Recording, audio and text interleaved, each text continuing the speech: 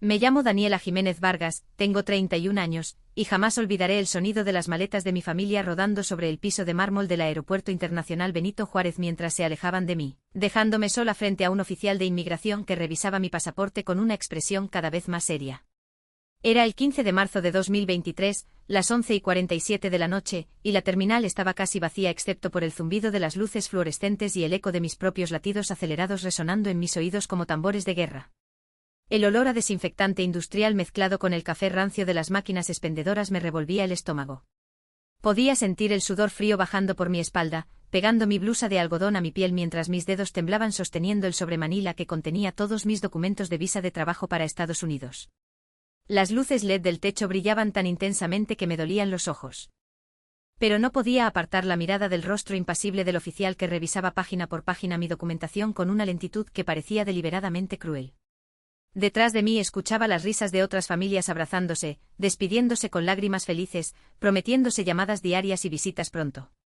El contraste con mi situación era como un cuchillo hundiéndose lentamente en mi pecho. Mis padres, Roberto y Marta, mi hermano mayor Ángel, y mi hermana menor Carla acababan de desaparecer por las puertas automáticas del aeropuerto sin siquiera voltear atrás. Sus últimas palabras todavía resonaban en mi cabeza como golpes físicos. Ya eres adulta, Daniela. Arréglate sola. Nosotros tenemos que levantarnos temprano mañana. Había volado desde Guadalajara esa mañana para mi conexión internacional desde Ciudad de México. Mi vuelo a Houston salía en menos de 2 horas, pero ahora el oficial de inmigración mexicano sostenía mi pasaporte como si fuera evidencia de un crimen. Su uniforme azul marino parecía absorber toda la luz a su alrededor, y sus ojos oscuros me estudiaban con una intensidad que me hacía sentir culpable de algo que ni siquiera sabía qué era. Señorita Jiménez, dijo finalmente su voz grave cortando el silencio como un hacha, ¿puede explicarme por qué su visa de trabajo tiene una anotación especial que requiere entrevista consular adicional? Mi boca se secó instantáneamente. El sabor metálico del miedo puro inundó mi lengua.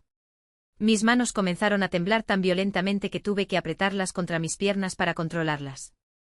No entiendo, logré articular, mi voz sonando extrañamente aguda y lejana, como si viniera de otra persona. La embajada aprobó todo hace 2 meses. Tengo mi carta de la compañía, mis documentos. Los documentos están aquí, interrumpió golpeando ligeramente el sobre con sus dedos, cada golpecito sonando como un martillo en mi cráneo. Pero hay una bandera roja en el sistema. Necesito verificar algunas cosas. Giré desesperadamente buscando a mi familia. Las puertas de salida estaban cerradas.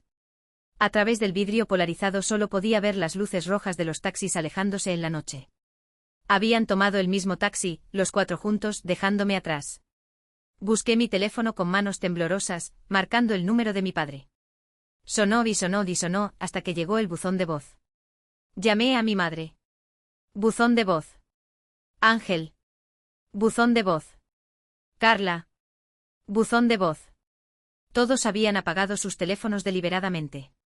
El aire acondicionado del aeropuerto me congelaba la piel, pero simultáneamente sentía oleadas de calor subiendo por mi cuello, mi cara ardiendo con una mezcla de pánico y humillación. El oficial me indicó que lo siguiera a una sala lateral, una pequeña oficina sin ventanas con paredes color gris institucional, una mesa de metal y 2 sillas de plástico. La puerta se cerró detrás de mí con un clic que sonó definitivo como el cierre de una tumba. Siéntese, ordenó, no con hostilidad sino con una indiferencia profesional que de alguna manera era peor. Se sentó frente a mí, abrió mi pasaporte nuevamente y comenzó a escribir en una computadora antigua que hacía un ruido mecánico con cada tecla presionada. Cada segundo que pasaba era una eternidad. Podía escuchar el reloj de pared marcando los minutos. Tic, tic, tic. Mi vuelo de conexión cada vez más cerca. Intenté explicarle que trabajaba como contadora para una firma en Houston, que tenían todos los documentos, que había pasado meses preparando esta mudanza, que había renunciado a mi trabajo en Guadalajara, que había vendido mis muebles, que mi departamento ya tenía nuevos inquilinos. Las palabras salían atropelladas, desesperadas, mientras él seguía escribiendo sin mirarme. ¿Hay alguien que pueda venir por usted si no puede tomar su vuelo?, preguntó finalmente, levantando la vista. La pregunta me golpeó como una bofetada física. Sentí mis ojos llenarse de lágrimas que luché ferozmente por contener. Mi familia, ellos ya se fueron, susurré, la vergüenza quemándome por dentro como ácido. Algo cambió en su expresión. Solo un microsegundo, un parpadeo de algo que podría haber sido sorpresa o incluso compasión, antes de que su rostro volviera a la neutralidad profesional. Tomó el teléfono de su escritorio, marcó un número interno, y dijo algo en voz baja que no pude escuchar completamente. Esperé, mi corazón golpeando tan fuerte que estaba segura de que él podía escucharlo. Mis palmas sudaban. Mi respiración era superficial, rápida. La habitación parecía encogerse. Las paredes grises se acercaban. El olor a papel viejo y café frío me mareaba. Podía sentir el peso de cada decisión que me había llevado a este momento, confiar en mi familia para despedirme, creer que estarían ahí cuando las cosas se complicaran, asumir que la sangre significaba lealtad. Qué equivocada estaba. Si alguna vez has estado en una situación desesperada donde tu seguridad y futuro dependían completamente del apoyo de tu familia, solo para que te dieran la espalda por su propia comodidad egoísta en el momento más crítico de tu vida, déjame saber desde dónde nos ves. Dale like y suscríbete para unirte a una comunidad que entiende que la sangre compartida no garantiza lealtad cuando realmente la necesitas y que descubrir quién es tu verdadera familia puede suceder en los momentos más oscuros y vulnerables de tu existencia. Pero para entender cómo llegué a ese momento de abandono absoluto en el aeropuerto, necesito regresar al inicio. A cuando creía que mi familia era mi refugio seguro, mi red de protección inquebrantable. Conocí a mi mejor amiga Rocío en la Universidad de Guadalajara en 2014, cuando ambas estudiábamos contaduría pública. Pero la persona que verdaderamente cambió mi perspectiva sobre el apoyo incondicional fue mi mentora, la licenciada Patricia Sánchez. Socia senior de la firma de contabilidad donde comencé a trabajar después de graduarme en 2016. Ella fue quien me enseñó que la familia que eliges puede ser más leal que la familia que te tocó por nacimiento. Patricia tenía 52 años, llevaba 30 años en la profesión, y había construido su carrera desde cero después de que su propia familia la rechazara por divorciarse de un esposo abusivo en los años 90. Daniela, me dijo el primer día que trabajé con ella, sus ojos café oscuro mirándome con una intensidad maternal que me hacía sentir vista realmente por primera vez, en esta profesión aprenderás que los números nunca mienten, pero las personas sí. Siempre confía en lo que puedes verificar, nunca en lo que te prometen.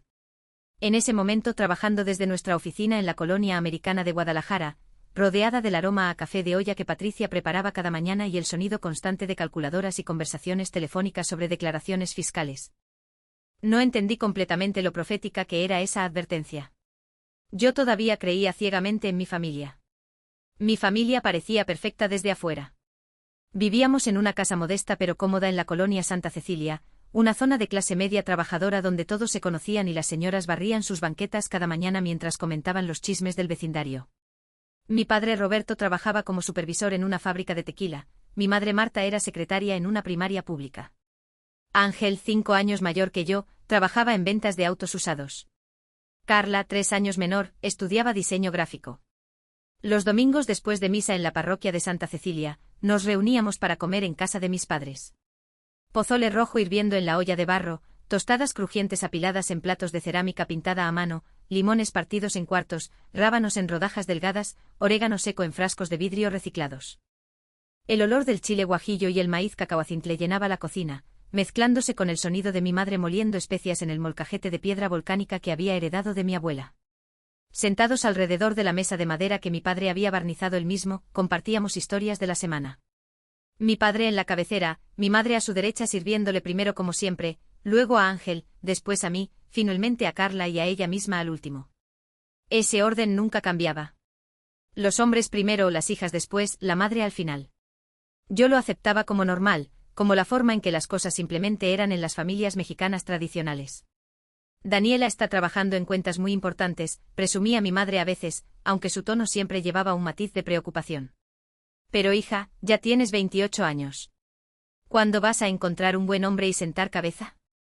El trabajo está bien, pero una mujer necesita un hogar propio, hijos. Déjala, Marta, decía mi padre. Aunque no exactamente en mi defensa. Que trabaje ahora. Cuando se case, su esposo decidirá si puede seguir trabajando o no. Mientras tanto, que ahorre para su boda y para ayudarnos a nosotros. Y yo ayudaba. Claro que ayudaba. Cuando mi padre necesitó dinero para reparar el coche, le di 15,000 pesos de mis ahorros. Cuando Ángel necesitó capital para empezar su negocio de reventa de autos que fracasó a los 3 meses, le presté 30,000 pesos que nunca me devolvió. Cuando Carla quería una computadora nueva para sus diseños, pagué la mitad. Cuando mis padres tuvieron problemas con la renta porque mi padre había tenido gastos médicos, cubrí 2 meses completos. Eres tan generosa, mija, me decía mi madre, abrazándome con ese aroma característico de su perfume barato mezclado con el jabón de ropa que usaba. Tu familia siempre estará aquí para ti, como tú estás para nosotros. Eso es lo que significa la familia. Yo lo creía. Completamente. Patricia me observaba con preocupación creciente. Daniela, ¿cuánto de tu salario estás enviando a tu familia cada mes?, me preguntó un día de abril de 2021, cuando estábamos revisando declaraciones anuales en su oficina privada. La luz del atardecer entraba por las ventanas que daban a la avenida Chapultepec, proyectando sombras largas sobre los archiveros llenos de carpetas de clientes. Como un 40%, admití, sintiéndome extrañamente avergonzada aunque no entendía por qué. Su silencio fue más elocuente que cualquier sermón. Se quitó los lentes de lectura, los colocó cuidadosamente sobre el escritorio, y me miró con una expresión que mezclaba compasión y frustración. ¿Y ellos cuánto aportan a tus metas personales? ¿A tus ahorros? ¿A tu futuro? No tenía respuesta. Porque la verdad era, nada. Absolutamente nada. Las familias sanas se apoyan mutuamente, Daniela. Lo que describes no es apoyo mutuo. Es extracción unidireccional, dijo Patricia, su voz suave pero firme. Y cuando llegue el momento en que tú necesites de ellos, presta mucha atención a cómo responden. Defendí a mi familia esa tarde. Les dije que Patricia no entendía la cultura mexicana, la importancia de la familia, la obligación de los hijos hacia los padres. Patricia solo asintió, pero sus ojos me decían que ella sabía algo que yo todavía no estaba lista para ver. En mayo de 2022, Patricia me llamó a su oficina con una propuesta que cambiaría mi vida. Daniela, tengo contactos en una firma internacional en Houston, Texas. Están buscando contadores bilingües con experiencia en normatividad mexicana. El salario inicial sería de $65,000 anuales, más beneficios. Es una oportunidad extraordinaria para alguien de tu edad y experiencia. Mi corazón latió con fuerza. $65,000 al año. Eso era más de 1.3 millones de pesos anuales, casi 6 veces lo que ganaba en Guadalajara. Podría ahorrar, invertir, construir un futuro real para mí misma. Pero Houston estaba a 500 kilómetros de distancia. Significaba dejar a mi familia. No sé si pueda dejarlos, dije, la culpa ya comenzando a roer mi estómago. Me necesitan. Dependen de mí económicamente. Patricia se inclinó hacia adelante tomando mis manos entre las suyas. Sus dedos estaban tibios, firmes, reconfortantes. Daniela, escúchame bien. Si una familia realmente te ama, celebrará tu éxito incluso si significa distancia física. Si te aman, querrán verte crecer, prosperar, alcanzar tu máximo potencial.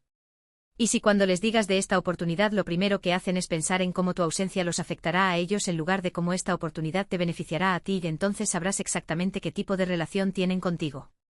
Esa noche en la cena familiar dominical, les conté sobre la oferta de Houston. El silencio que siguió fue tan denso que podía sentirlo presionando contra mi pecho como una losa de concreto. Mi padre dejó su cuchara en el plato de pozole con un golpe que hizo que todos saltáramos. Houston. ¿Estados Unidos? ¿Y nosotros qué, Daniela? ¿Quién va a ayudarnos con los gastos? No, qué emocionante para ti, estamos orgullosos. Solo, ¿quién nos va a ayudar? Mi madre se llevó la mano al pecho como si hubiera anunciado mi muerte inminente. Ay, Dani, ¿cómo puedes siquiera pensar en irte tan lejos? ¿Qué va a decir la gente? Una mujer soltera viviendo sola en otro país, y van a pensar cosas horribles. Ángel soltó una risa sarcástica que me cortó como vidrio. Claro, ahora que tienes una oportunidad grande te olvidas de quienes te apoyaron toda la vida. Bien cómodo, ¿no? Nosotros pagamos tu universidad.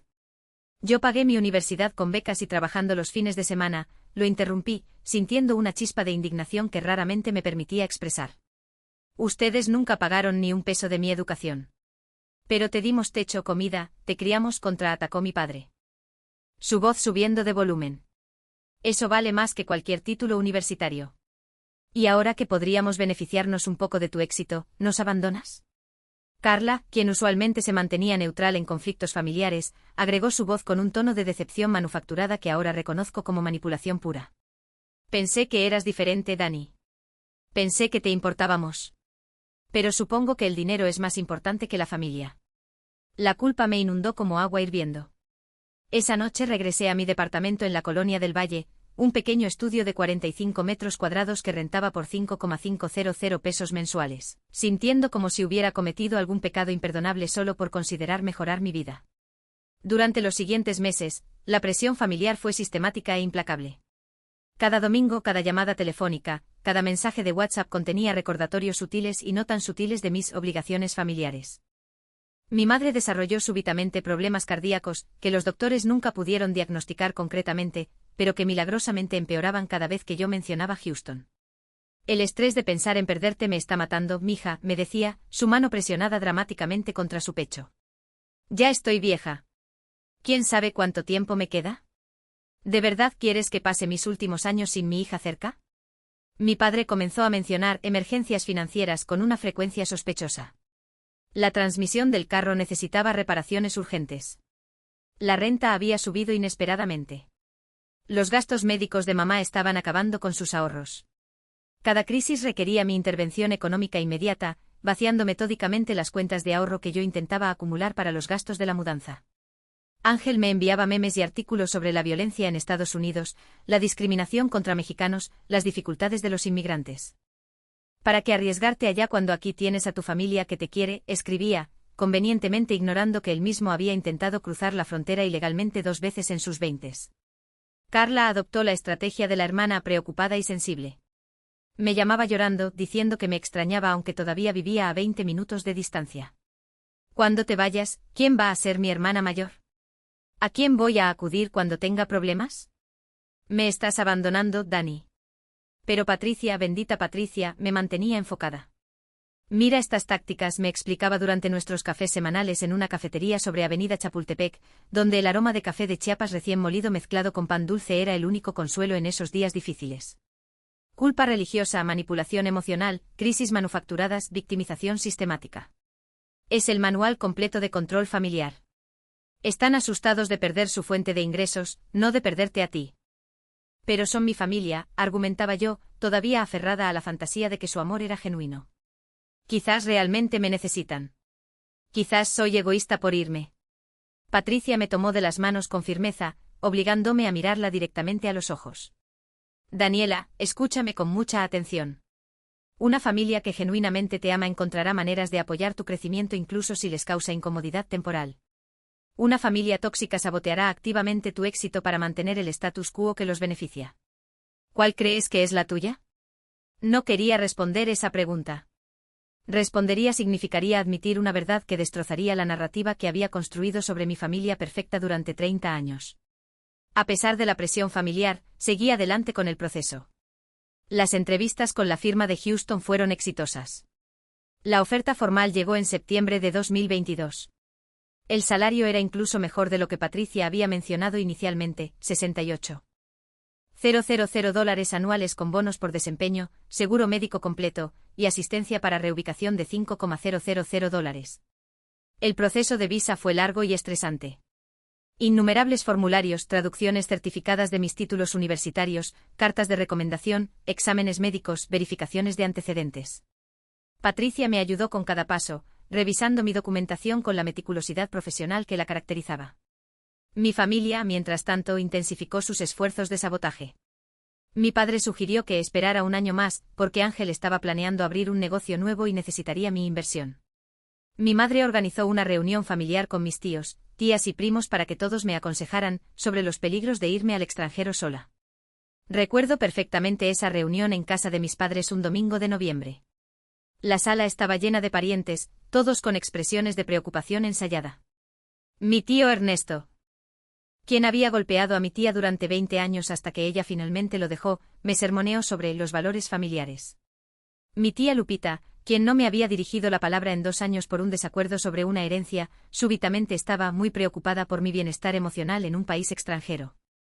Una mujer decente no se va sola a otro país, declaró mi abuela paterna. Una mujer de 78 años cuyo catolicismo fervoroso era utilizado selectivamente para controlar a las mujeres de la familia, mientras perdonaba infinitamente las infidelidades de sus hijos varones. ¿Qué dirá la gente de la familia Jiménez? ¿Qué pensarán en la iglesia? Que tengo una hija exitosa con una carrera internacional, sugerí, mi paciencia finalmente agotándose. El silencio que siguió fue glacial. Mi padre me fulminó con la mirada. No seas respondona con tu abuela. Te estamos hablando por tu propio bien. Por mi propio bien. Esas palabras se repetirían una y otra vez en los meses siguientes. Siempre precediendo alguna demanda que claramente beneficiaba a ellos, no a mí. En febrero de 2023, mi visa fue finalmente aprobada.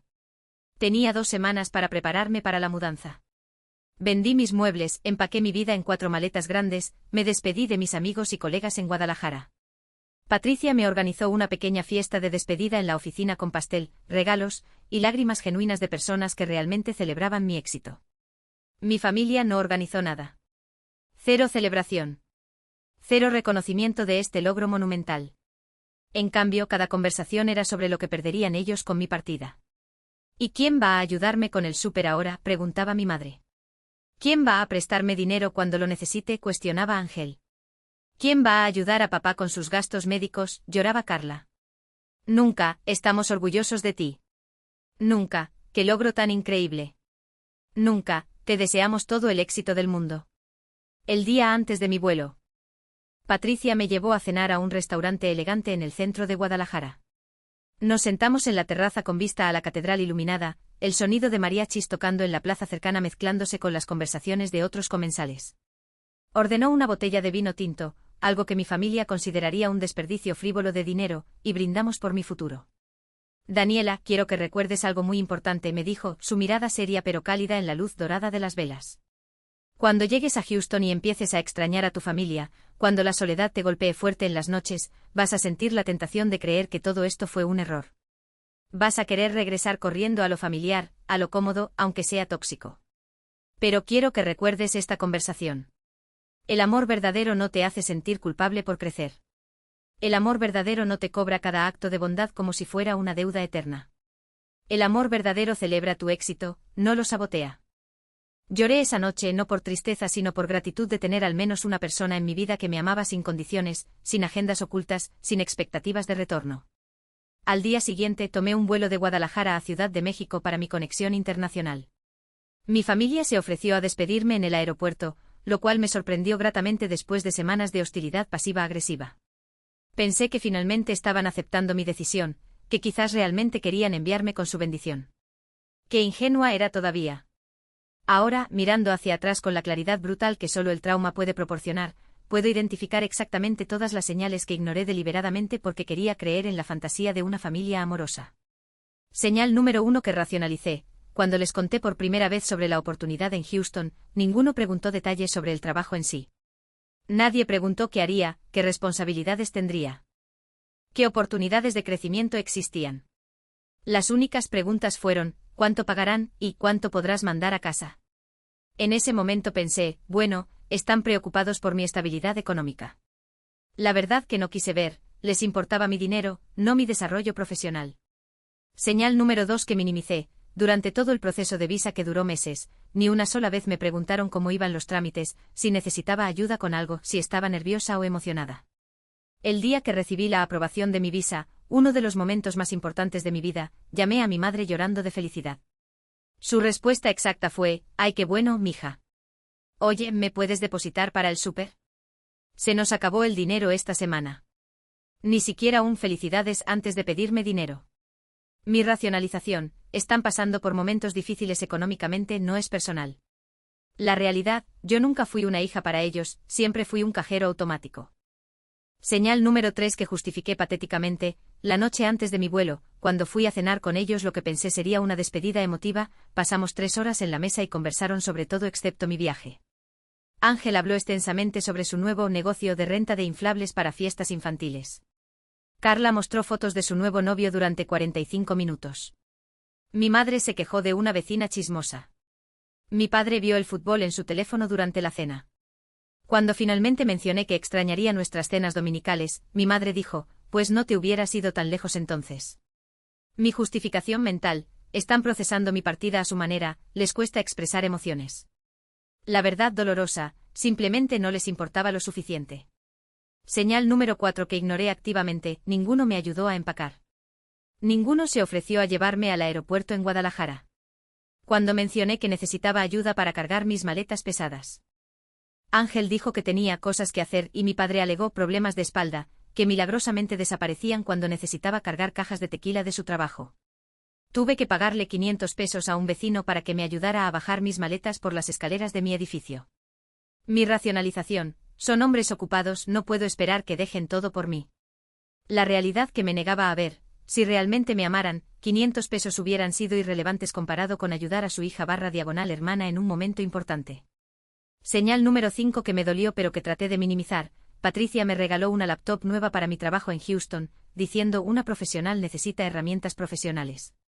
Costaba aproximadamente 25,000 pesos. Mi familia, que me había extraído cientos de miles de pesos durante años, me regaló colectivamente una imagen religiosa de la Virgen de Guadalupe de 150 pesos que compraron en el mercado. Mi madre la envolvió en papel periódico. Ni siquiera compraron papel de regalo. Cuando abrí el regalo, mi padre dijo: para que te proteja allá, porque nosotros ya no podremos cuidarte. No era un regalo de amor, era un recordatorio de que me estaba abandonando. Aún así, me dije a mí misma: los regalos materiales no importan, es el gesto lo que cuenta. Mentira. El gesto era claro: yo valía exactamente 150 pesos para ellos. Señal número 6 que debió haberme destrozado pero que racionalicé con gimnasia mental olímpica. 2 días antes de mi vuelo, pedí que me acompañaran al Aeropuerto Internacional Benito Juárez en Ciudad de México porque mi conexión era tarde en la noche y me daba miedo estar sola en el aeropuerto con todo mi equipaje. Mi padre dijo: es muy tarde para nosotros, tengo que trabajar al día siguiente. Ángel, no tengo gasolina para ir hasta allá. Carla, tengo clase temprano.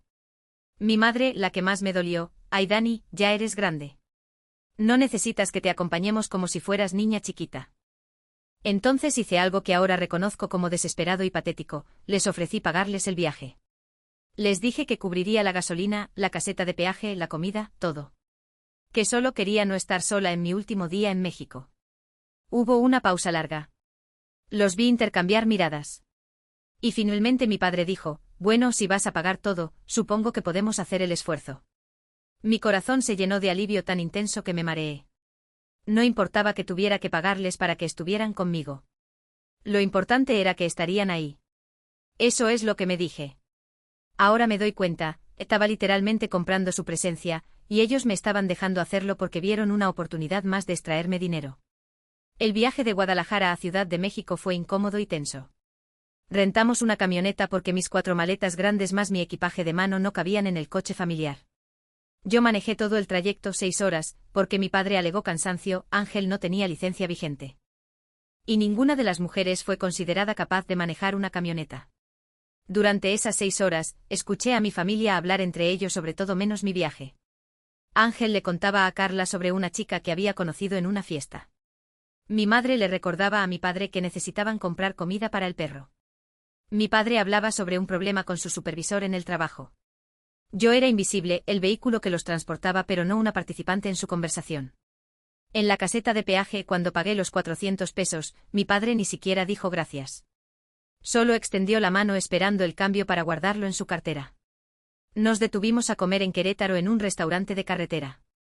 Yo pagué la cuenta completa, 850 pesos por carnitas, refrescos y postres.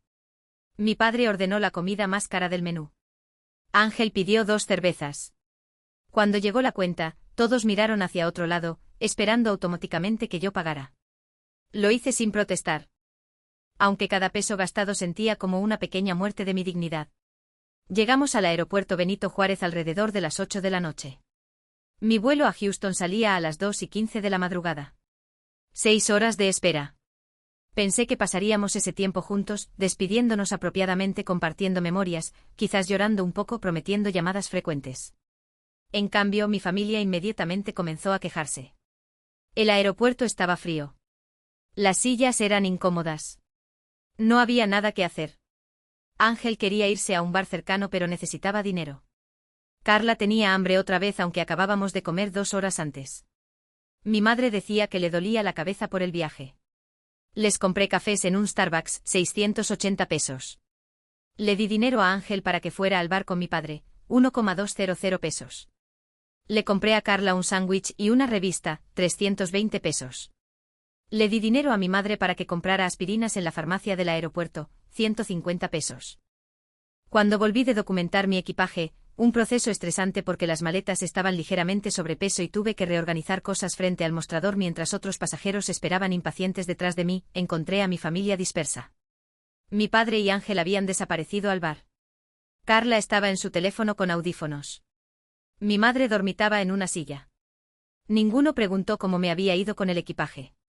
Ninguno notó que estaba temblando de nervios y ansiedad. Ninguno me ofreció apoyo emocional en lo que claramente era un momento estresante para mí. A las 10 de la noche mi padre regresó oliendo a cerveza. Ya nos queremos ir, anunció sin preámbulo. Tienes que pasar por seguridad de todos modos, y el camino de regreso es largo. Nos vamos. Me quedé congelada. Pero mi vuelo no sale hasta las 2 de la madrugada. Son apenas 4 horas más.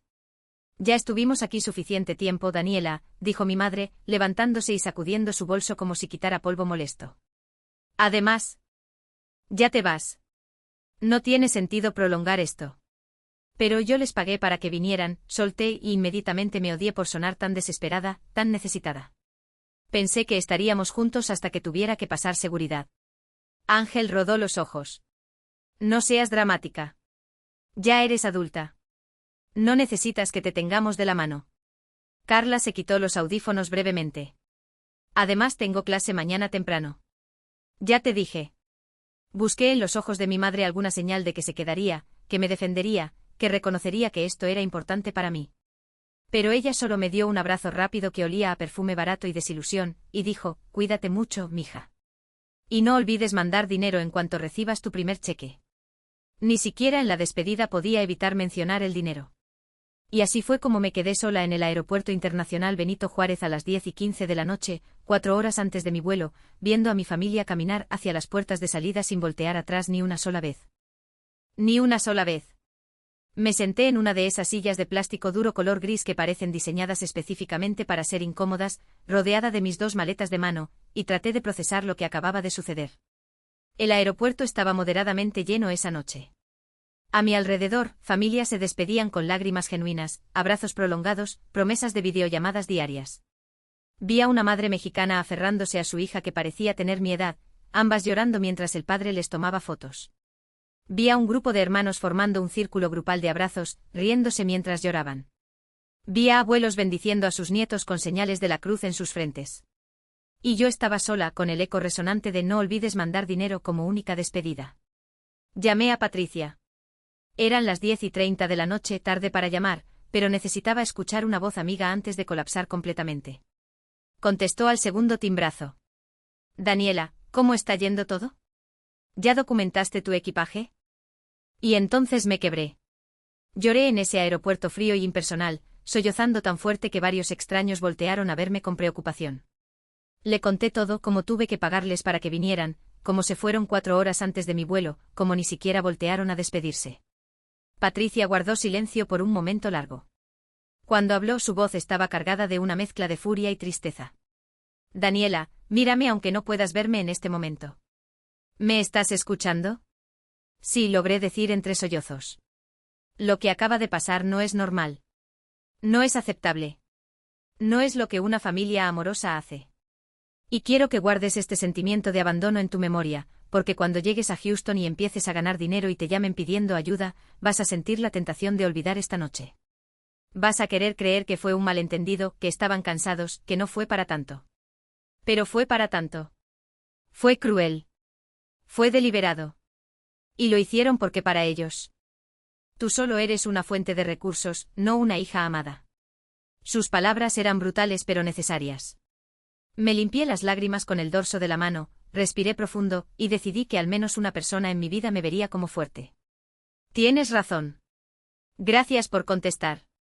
Daniela, te quiero como la hija que nunca tuve. Vas a lograr cosas increíbles en Houston. Y cuando lo hagas vas a entender que la familia real no es la que comparte tu sangre, sino la que comparte tu corazón. Colgamos y me sentí marginalmente mejor. Al menos tenía a Patricia. Al menos una persona en el mundo me amaba sin condiciones. Las siguientes 3 horas y media las pasé en una especie de limbo emocional. Compré un café que no me tomé porque el solo olor me revolvía el estómago. Intenté leer un libro en mi teléfono pero las palabras se movían sin significado. Vi vídeos en YouTube sin procesarlos realmente. Principalmente observé a otras familias despidiéndose, tratando de entender qué tenían ellos que yo no. A las 11:45 de la noche finalmente pasé por el filtro de seguridad.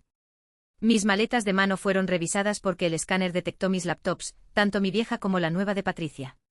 El oficial de seguridad, un hombre de unos 50 años con bigote espeso, me preguntó si viajaba sola. Sí, respondí, mi voz sonando pequeña incluso para mis propios oídos. ¿Primera vez en Estados Unidos? Sí. Me miró con algo que podría haber sido compasión. Mucha suerte, señorita. Que le vaya muy bien. Fue más amabilidad de la que mi propia familia me había mostrado en todo el día. Llegué a la puerta de abordaje E7 alrededor de las 12:15 de la noche. El área estaba casi vacía todavía. Me senté cerca de la ventana, mirando los aviones despegar y aterrizar bajo las luces naranjas del aeropuerto. El cielo nocturno de la Ciudad de México estaba nublado, oscuro, amenazante. Parecía apropiado. A la 1 de la madrugada, comenzaron a llegar más pasajeros. Familias mexicanas mudándose a Estados Unidos. Profesionistas como yo con visas de trabajo, turistas americanos regresando a casa. Una familia en particular captó mi atención, padres jóvenes, quizás de 30 y tantos años, con 2 niños pequeños y una abuela.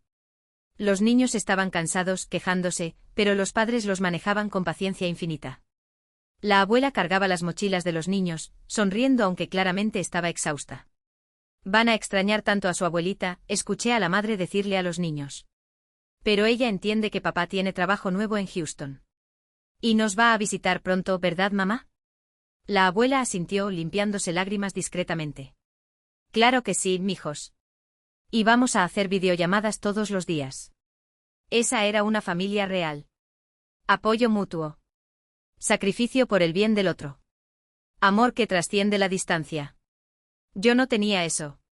Nunca lo tuve. A la 1:45 de la madrugada, una voz robótica anunció por el altavoz que los pasajeros con boletos de primera clase y clase ejecutiva podían comenzar a abordar.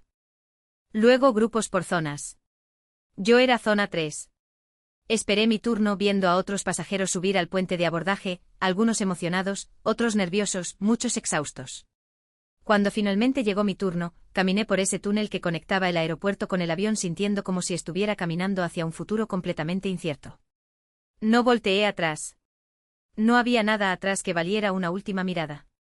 Encontré mi asiento 14C ventana, y guardé mi equipaje de mano en el compartimento superior. Una señora mayor se sentó a mi lado en el asiento del pasillo. Me sonrió cálidamente. ¿También vas a Houston?, preguntó con acento texano marcado pero comprensible. Sí, me mudo allá por trabajo, respondí, tratando de sonar más confiada de lo que me sentía. ¡Qué emocionante! Es una ciudad maravillosa. Mi hijo vive allá con su familia. Voy a visitarlos. Conversamos brevemente. Me contó sobre sus nietos, sobre cómo Houston había crecido tanto, sobre los buenos restaurantes mexicanos allá. Era conversación superficial pero amable, el tipo de interacción humana básica que mi familia no me había dado en todo el día. El avión comenzó a llenarse. Familias encontrando sus asientos, compartimentos superiores siendo cerrados con clics metálicos, teléfonos siendo apagados, cinturones siendo abrochados. La azafata comenzó las instrucciones de seguridad en español e inglés. Identifiqué las salidas de emergencia. Aprendí cómo usar el flotador debajo de mi asiento. Supe dónde estaban las máscaras de oxígeno. Y entonces, justo cuando las puertas del avión estaban siendo cerradas, justo cuando pensé que finalmente estaba segura, a salvo, rumbo a mi nueva vida. Mi teléfono vibró. Era un mensaje de WhatsApp de mi padre. Daniela, acabo de revisar y resulta que me debo 2 meses de renta del local donde guardo mis herramientas. Son 4,500 pesos que necesito pagar mañana o me van a sacar mis cosas. ¿Puedes depositar? Leí el mensaje 3 veces. 4. 5. Ni siquiera había despegado de México y ya me estaban pidiendo dinero. No era, ¿llegaste bien a la puerta? No era, que tengas buen vuelo. No era, te queremos, hija. Era, ¿puedes depositar? Algo dentro de mí se rompió en ese momento. No fue dramático. No fue ruidoso. Fue silencioso como un vaso cristal cayendo sobre una alfombra gruesa. Un quiebre invisible pero definitivo. Apagué mi teléfono sin responder. La señora a mi lado notó mi expresión. ¿Estás bien, mija? Sí, mentí guardando el teléfono en mi bolso. Solo despidiéndome. El avión comenzó a moverse, retrocediendo del puente de abordaje. Miré por la ventana mientras rodábamos por la pista. Las luces del aeropuerto se hacían más pequeñas. La Ciudad de México se extendía debajo de nosotros, millones de luces en la oscuridad. Sentí el avión acelerar. La presión contra mi espalda mientras ganábamos velocidad. El momento exacto cuando las ruedas dejaron el suelo y comenzamos a elevarnos. La ciudad se hizo más pequeña. Más lejana, más abstracta.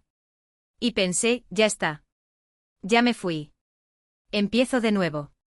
No tenía idea de que el peor momento todavía estaba por venir. No tenía idea de que aterrizaría en Houston en 3 horas y media, pasaría por inmigración americana sin problema, recogería mi equipaje y luego. Entonces todo se desmoronaría completamente de una manera que ni siquiera mi peor pesadilla había imaginado. Porque resulta que cuando tu familia te abandona en el aeropuerto de salida, duele.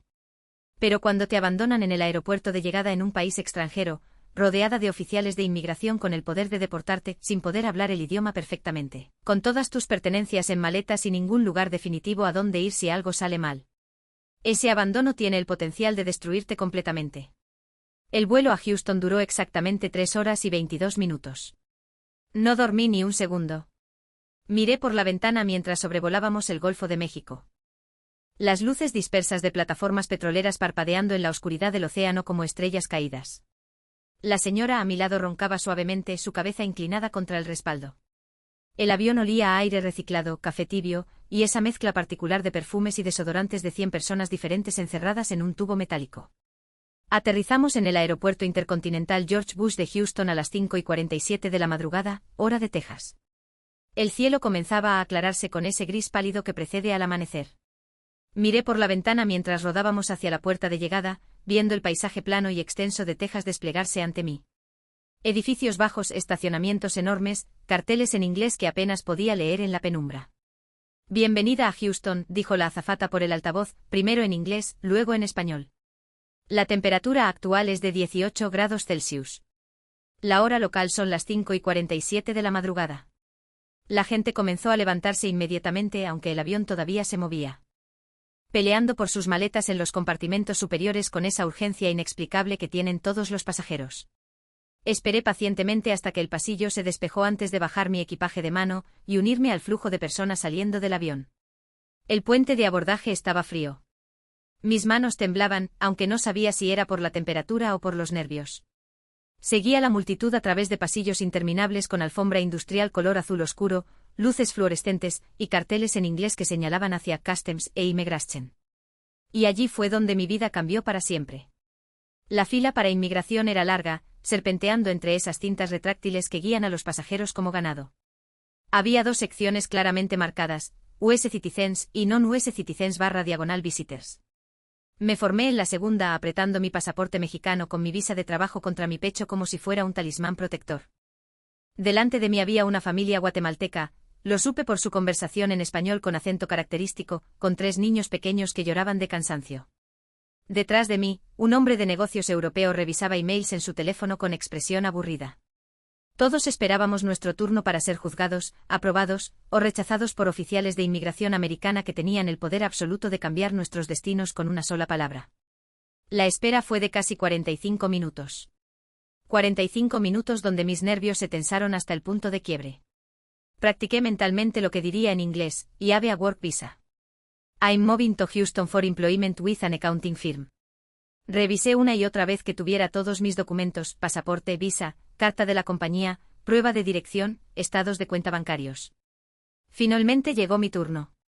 El oficial de inmigración era un hombre afroamericano de unos 40 y tantos años, con cabeza rapada. Uniforme azul marino impecable, y una expresión neutral que no revelaba absolutamente nada. Su placa de identificación decía Officer Williams. Pasaporte and documents, dijo sin mirarme extendiendo la mano. Se los entregué con manos que temblaban visiblemente. Él escaneó mi pasaporte, lo abrió en la página de mi visa, lo estudió por un momento que pareció eterno.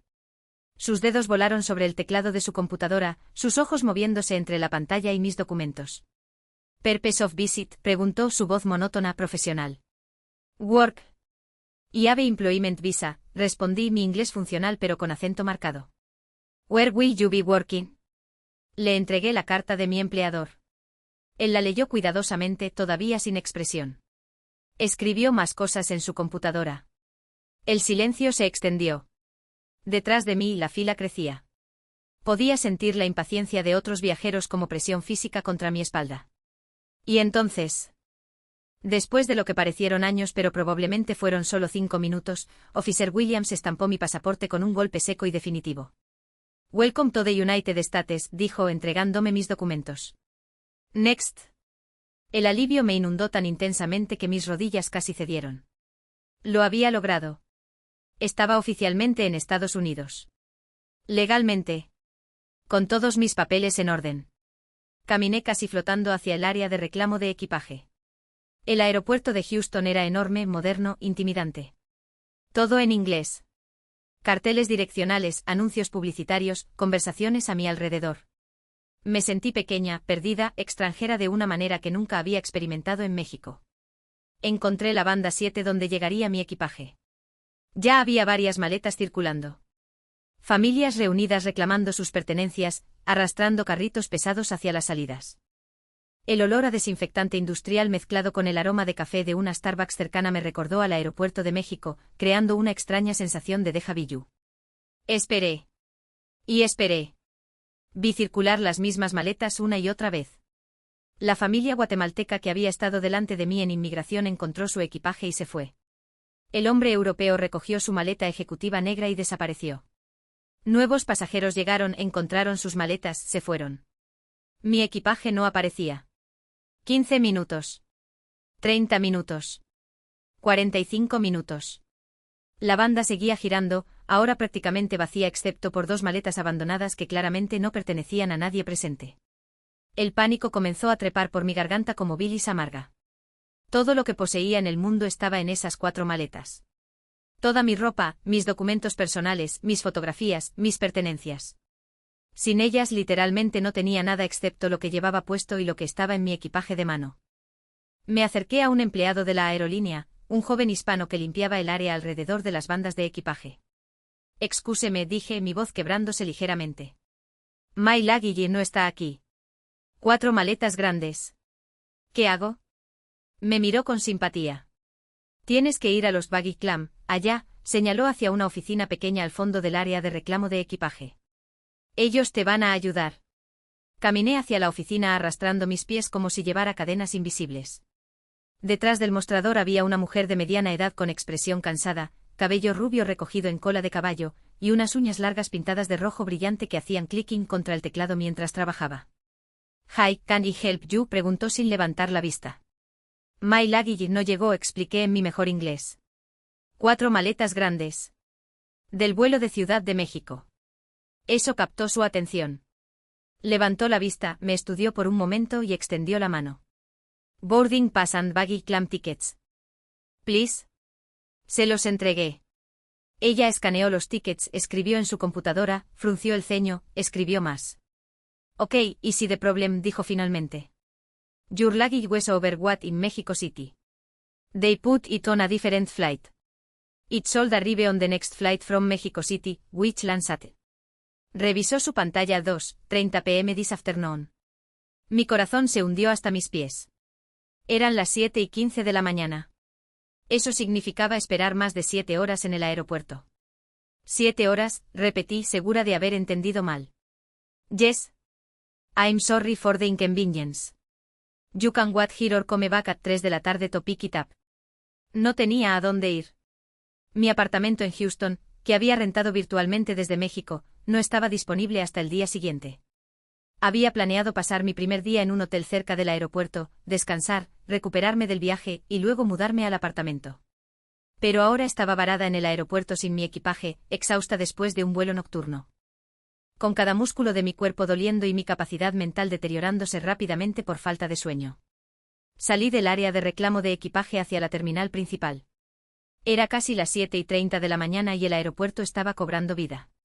Viajeros corriendo hacia sus vuelos, familias despidiéndose, empleados del aeropuerto moviéndose con eficiencia practicada. Encontré un área de asientos cerca de una ventana que daba a las pistas.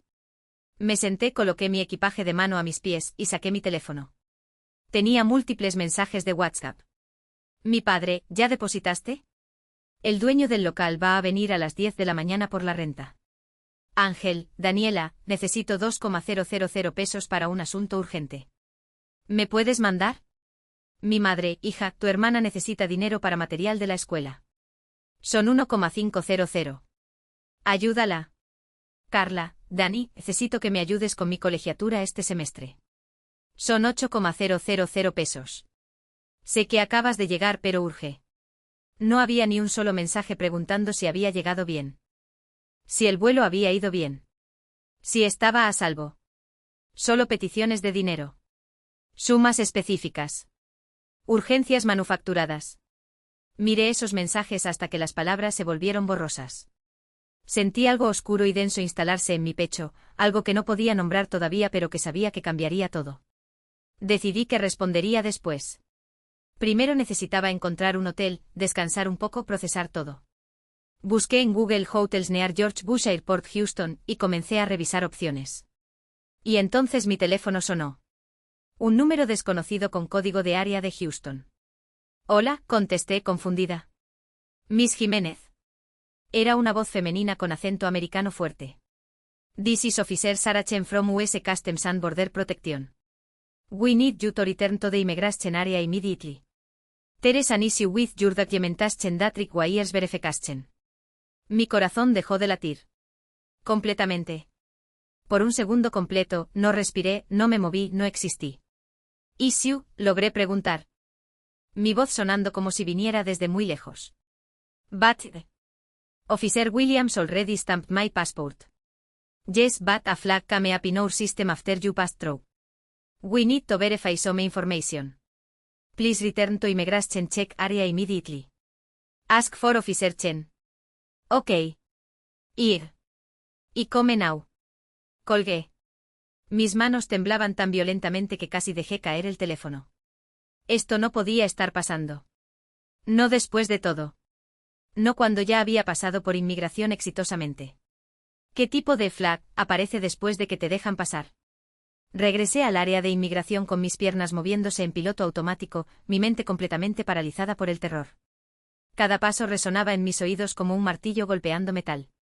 El corazón me latía tan fuerte que podía sentirlo palpitar en mis sienes, en mi cuello, en mis muñecas. El sudor frío me bajaba por la espalda a pesar de que el aire acondicionado del aeropuerto estaba tan fuerte que podía ver mi propio aliento. La oficial Chen me esperaba en un área especial marcada como Secondary Inspection. Era una mujer asiática americana de unos 35 años, cabello negro corto, gafas de armazón delgado, y una expresión seria que me hizo sentir instantáneamente culpable de crímenes que ni siquiera sabía que existían. Miss Jiménez, please come with me, dijo señalando hacia una pequeña oficina con paredes de vidrio. Podía ver a otros viajeros siendo interrogados en oficinas similares. Una familia árabe con 3 niños pequeños. Un hombre africano con documentos esparcidos sobre un escritorio. Una pareja europea discutiendo acaloradamente con un oficial. Todos lucían aterrorizados. Yo me unía a su club. La oficina era pequeña, claustrofóbica, con una mesa de metal, 2 sillas, y un olor a papel viejo mezclado con el desinfectante industrial que parecía ser universal en todos los aeropuertos del mundo. Las paredes de vidrio permitían que cualquiera viera adentro pero no permitían que el sonido saliera, una forma extraña de tortura psicológica, estar expuesta visualmente pero aislada acústicamente. Sit down, please, ordenó Chen, no con hostilidad pero tampoco con amabilidad. Era neutral, profesional, completamente impersonal. Yo era un caso, un número, un problema potencial que necesitaba ser procesado. Me senté. Mis manos temblaban tan violentamente que tuve que sentarme sobre ellas para controlarlas. Mi respiración era superficial, rápida, como si acabara de correr un maratón. Chen abrió mi pasaporte, lo estudió cuidadosamente, escribió algo en su computadora. El silencio se extendió. Cada tecla que presionaba sonaba como un disparo en el espacio reducido. Cada segundo que pasaba era una eternidad de ansiedad pura. Miss Jiménez, dijo finalmente levantando la vista para mirarme directamente a los ojos, there is a discrepancy in your visa application that we need to clarify. Discrepancy, repetí, mi inglés deteriorándose bajo el estrés. No entiendo. Everything y todo está correcto. La embajada aprobó. Yes, the embassy approved your visa, interrumpió, but our system shows that the company listed as your employer filed for bankruptcy 2 weeks ago they no longer exist as a legal entity. El mundo se detuvo. Completamente. No podía respirar. No podía pensar. No podía procesar lo que acababa de escuchar. Bankruptcy, logré susurrar, mi voz sonando como si viniera de otra dimensión. No. No es posible. Yo tengo carta de ellos, tengo contrato, tengo. Busqué desesperadamente en mi bolso la carta de oferta de empleo, el contrato firmado, todos los documentos que había guardado tan cuidadosamente. Se los entregué con manos temblorosas. Chen los revisó metódicamente comparándolos con información en su pantalla. Su expresión no cambió, no reveló absolutamente nada. These documents are dated from 3 months ago, dijo señalando las fechas. The company filed for Chapter 11 bankruptcy on February 28. 2 weeks ago it's possible they were already in financial trouble when they made you this offer and simply didn't disclose it. Sentí como si el piso debajo de mí se estuviera desmoronando, como si estuviera cayendo a través de capas infinitas de realidad. Todo, absolutamente todo, había sido planificado alrededor de este trabajo. Mi visa estaba vinculada a este trabajo. Mi apartamento estaba cerca de este trabajo. Mi futuro completo dependía de este trabajo. Y ya no existía. ¿Qué significa esto para mí?, pregunté, aunque ya sabía la respuesta. Ya podía sentirla acercándose como una ola masiva a punto de aplastarme. It means your work visa is no longer valid, respondió Chen, su voz manteniéndose profesional pero no cruel. Without a sponsoring employer, you don't have legal grounds to enter the United States on a work visa. I'm going to need to contact my supervisor to determine the next steps. But the most likely outcome is that you will be refused entry and will need to return to Mexico on the next available flight. Las palabras me golpearon como puños físicos. Refused entry. Return to México. Next available flight. Había vendido todo. Había renunciado a mi trabajo. Había dejado mi departamento. Había quemado puentes con clientes y colegas al irme. Había gastado todos mis ahorros en esta mudanza. Y ahora me estaban diciendo que todo había sido para nada. Please wait here, dijo Chen, levantándose. I need to consult with my supervisor. Do not leave this room. Do you understand? Yes, susurré, apenas audible. Ella salió, cerrando la puerta de vidrio detrás de ella. Me quedé sola en esa oficina pequeña y fría, rodeada de paredes transparentes que me hacían sentir como un animal en un zoológico. Otros viajeros pasaban, algunos mirando curiosamente hacia adentro, preguntándose qué delito habría cometido para merecer este interrogatorio. Saqué mi teléfono con manos que apenas podían sostenerlo. Marqué el número de Patricia. Eran las 8:15 de la mañana en Houston, las 9:15 de la mañana en Guadalajara. Ella estaría despierta, preparándose para ir a la oficina. Contestó al tercer timbrazo. Daniela, ¿cómo estuvo el vuelo? ¿Ya estás en el hotel? Y entonces colapsé completamente. Lloré en esa oficina de vidrio en el aeropuerto de Houston, sollozando tan fuerte que no podía formar palabras coherentes. Le conté todo entre sollozos, la compañía en bancarrota, la oficial de inmigración, la posibilidad de deportación inmediata. Espera, dijo Patricia, su voz cambiando instantáneamente a modo de crisis profesional. Respira, Daniela. Necesito que respires y me expliques exactamente qué dijo la oficial. Repetí todo lo que Chen me había dicho, tratando de recordar cada palabra exacta. Escuché a Patricia escribiendo furiosamente en su computadora. Ok, déjame investigar. Dame el nombre de la compañía exactamente como aparece en tu visa. Se lo di. Esperé escuchando sus dedos volar sobre el teclado, su respiración concentrada. Maldición, murmuró finalmente. Es cierto. La compañía declaró bancarrota Chapter 11 el 28 de febrero. Está en los registros públicos. Daniela, esto es muy grave. ¿Qué hago?, pregunté desesperadamente. No puedo volver a México. No tengo nada allá. Vendí todo, renuncié a todo. Lo sé, dijo Patricia, y podía escuchar el dolor en su voz. Déjame pensar. ¿La oficial mencionó alguna alternativa? ¿Alguna posibilidad de apelar o...? Dijo que consultaría con su supervisor. Que lo más probable es deportación en el próximo vuelo. Un silencio pesado. Luego Patricia dijo algo que me heló la sangre. Daniela, necesitas llamar a tu familia. Ahora. Si te deportan, vas a necesitar que alguien te recoja en el aeropuerto de México, te ayude temporalmente mientras resuelves esto. Mi familia. La familia que me había abandonado en el aeropuerto anoche. La familia que no había preguntado si llegué bien. La familia que solo me había bombardeado con peticiones de dinero. Pero no tenía alternativa. Ok, dije limpiándome las lágrimas con el dorso de la mano. Los llamo y luego te marco de regreso. Colgué con Patricia. Miré mi lista de contactos.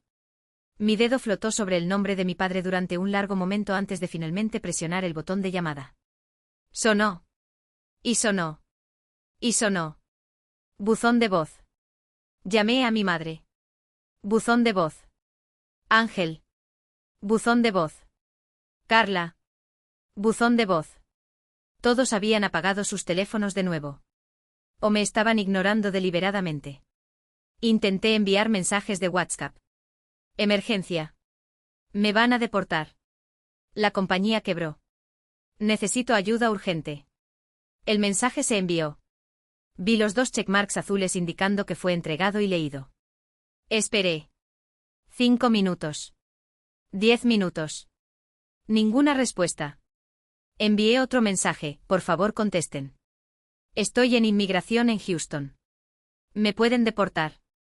Necesito saber si pueden recibirme si me mandan de regreso a México. Leído. Sin respuesta. Y entonces, después de 15 minutos de silencio absoluto, recibí un mensaje de mi padre. Daniela, no podemos ayudarte en este momento. Tenemos nuestros propios problemas. Deberías haber pensado mejor las cosas antes de irte. Ahora tienes que resolver tus problemas tú sola. Ya eres adulta. Leí ese mensaje 10 veces. 20 veces. Hasta que las palabras perdieron significado y se convirtieron en solo símbolos que representaban el final de cualquier ilusión que todavía tuviera sobre mi familia. Me estaban abandonando. Completamente. En el momento más vulnerable de mi vida entera. Un mensaje de Ángel llegó: sorry hermanita, pero yo tengo mis propias cosas ahorita. No puedo con más drama. Carla, Dani, yo te dije que no te fueras. Ahora aguanta las consecuencias. Mi madre, mija, tu padre tiene razón. Tú decidiste irte sin escucharnos. Ahora nosotros no podemos dejar todo para rescatarte de tus malas decisiones. Me quedé mirando esos mensajes, mi cerebro incapaz de procesar la crueldad absoluta, el abandono total, la traición completa. Y en ese momento, sentada sola en esa oficina de vidrio en el aeropuerto de Houston, a miles de kilómetros de cualquier cosa familiar, sin trabajo, sin equipaje, sin hogar, y ahora sin familia. Entendí con una claridad brutal y definitiva que nunca había tenido una familia real. Había tenido extractores. Usuarios. Personas que me valoraban exactamente en la medida en que podía servirles. Y ahora que no podía darles nada, ni siquiera merecía su ayuda básica. La puerta de vidrio se abrió. Officer Chen entró con otra persona, un hombre hispano de unos 50 años con uniforme de supervisor, expresión seria, y una carpeta en sus manos. Miss Jiménez, dijo Chen, this is Supervisor Rodríguez. I need to speak with you about your situation. Supervisor Rodríguez se sentó frente a mí mientras Officer Chen permanecía de pie junto a la puerta. Él abrió la carpeta, revisó algunos documentos, me miró con una expresión que no podía descifrar con pasión. ¿Lástima? ¿Simple profesionalismo? Miss Jiménez comenzó en español, y el solo hecho de escuchar mi idioma materno en ese momento me hizo sentir un pequeño alivio en medio del desastre. Entiendo que está en una situación muy complicada. La compañía que la contrató efectivamente declaró bancarrota, lo cual invalida su visa de trabajo. Asentí, incapaz de hablar porque sabía que si abría la boca solo saldrían sollozos. Normalmente en estos casos, continuó, su voz firme pero no unking, la persona es puesta en el siguiente vuelo de regreso a su país de origen. Sin embargo, Officer Chen me ha informado que usted cooperó completamente, que todos sus otros documentos están en orden, y que claramente es víctima de circunstancias fuera de su control. Una chispa de esperanza se encendió en mi pecho, tan pequeña y frágil que tenía miedo de respirar para no apagarla.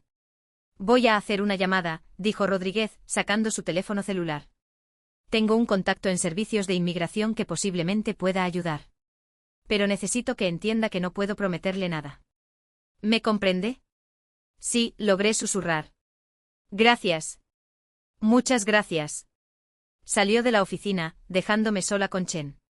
Ella se sentó donde Rodríguez había estado, me miró por un momento largo, y luego dijo algo completamente inesperado. I saw your phone. I saw the messages from your family. Me congelé. No sabía que había visto mi teléfono. Debió haber estado observando cuando yo revisaba desesperadamente los mensajes de mi familia. I'm sorry, dijo y por primera vez su expresión neutral se suavizó ligeramente. That must be very difficult. No respondí. No confiaba en mi voz. Do you have anyone else? Friends? Other family? Mi mentora, dije finalmente. En México. Pero ella no puede, está muy lejos. Chen asintió. Se quedó en silencio por un momento, luego agregó, My parents immigrated from Taiwan when I was a child. When they needed help, their family back home did the same thing. Said they made their choice, they had to deal with the consequences alone. I understand what it feels like to be abandoned by the people who should love you most. Sus palabras me golpearon con una fuerza inesperada. Aquí estaba esta oficial de inmigración, alguien con el poder de destruir mi futuro con una firma, compartiendo su propia historia de abandono familiar conmigo. Antes de que pudiera responder, Rodríguez regresó. Su expresión había cambiado, todavía seria, pero con un toque de algo que parecía esperanza. Miss Jiménez, tengo buenas noticias, dijo sentándose nuevamente. Hablé con un oficial superior del Departamento de Seguridad Nacional. Dado que su situación es resultado de fraude corporativo, porque la compañía claramente sabía que estaba en problemas financieros cuando le hicieron la oferta, y dado que usted ha demostrado buena fe en todo el proceso, van a otorgarle un permiso temporal de entrada humanitaria de 30 días. No podía creer lo que estaba escuchando. ¿30 días? Sí. 30 días para que encuentre un nuevo empleador que pueda patrocinar su visa, o para que haga arreglos para regresar a México de manera ordenada. No es una solución permanente, pero le da tiempo para resolver su situación sin ser deportada inmediatamente. Las lágrimas comenzaron a caer, esta vez no de desesperación sino de un alivio tan intenso que me mareó. Gracias, repetí una y otra vez. Gracias, gracias, gracias. Hay condiciones, advirtió Rodríguez. No puede trabajar durante estos 30 días sin una visa válida. Debe reportarse semanalmente con inmigración. Y debe salir del país o asegurar una nueva visa antes de que expire el permiso. Si no lo hace, será deportada y tendrá prohibida la entrada a Estados Unidos por 10 años. ¿Entiende? Sí, entiendo completamente. Rodríguez preparó los documentos necesarios, estampó sellos oficiales, me entregó papeles que debía guardar en todo momento. Chen agregó información de contacto para la oficina de inmigración donde debía reportarme. Buena suerte, Miss Jiménez, dijo Rodríguez al final, estrechando mi mano. Espero que encuentre lo que necesita.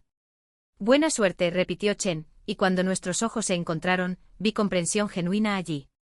And remember, family isn't always blood. Sometimes it's the people who show up when everyone else walks away. Salí de esa oficina de vidrio a las 10:30 de la mañana, 3 horas después de haber aterrizado en Houston, sintiendo como si hubiera vivido una vida entera en ese tiempo. Tenía 30 días. 30 días para reconstruir todo desde cero en un país extranjero.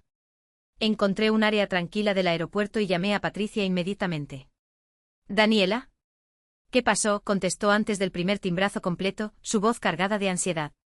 Le conté todo, la intervención de Rodríguez, el permiso temporal de 30 días, las condiciones. Escuché su respiración aliviada del otro lado de la línea. Ok, dijo y podía escuchar sus dedos volando sobre el teclado. 30 días es tiempo suficiente. Voy a contactar a todos mis conocidos en Houston, buscar firmas que necesiten contadores con experiencia en normatividad mexicana. Voy a hacer todo lo que pueda desde aquí. Patricia, yo no sé si... No, me interrumpió firmemente. No digas que no puedes.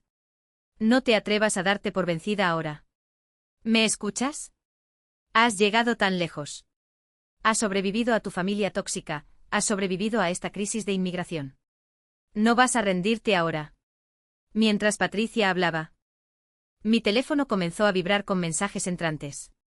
Puse a Patricia en altavoz para revisarlos. Mi padre, Daniela, he estado pensando. Quizás fui muy duro contigo. Si necesitas ayuda, podemos hablar. Pero primero necesito que me deposites los 4,500 pesos que te pedí. Es urgente, me van a quitar mis herramientas hoy. Ángel, hermana, no te enojes. Sabes que te quiero. ¿Ya resolviste lo de inmigración? Oye, ¿me puedes prestar los 2,000 que te pedí? Mi madre, mija, no hagas drama. Nosotros te queremos, pero tienes que entender que tenemos nuestros propios gastos. Por cierto, ¿cuándo vas a poder mandar dinero? Tu hermana de verdad necesita eso para la escuela. Carla, Dani, sorry si fui muy ruda.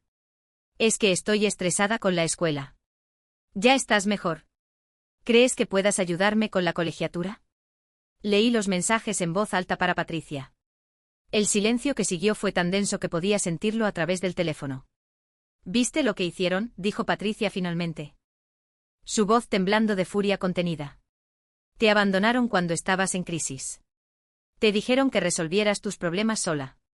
Te echaron en cara que eras adulta y debías aguantar las consecuencias. Y ahora que asumen que ya resolviste la situación, ¿qué hacen? Inmediatamente regresan a pedirte dinero. Ni siquiera preguntan cómo estás. Ni siquiera se disculpan genuinamente. Solo sorry si fui muy ruda y luego directo a la petición de dinero. Tenía razón. Absolutamente toda la razón. Esto se llama gaslighting, Daniela, continuó Patricia, y podía escuchar que estaba escribiendo algo.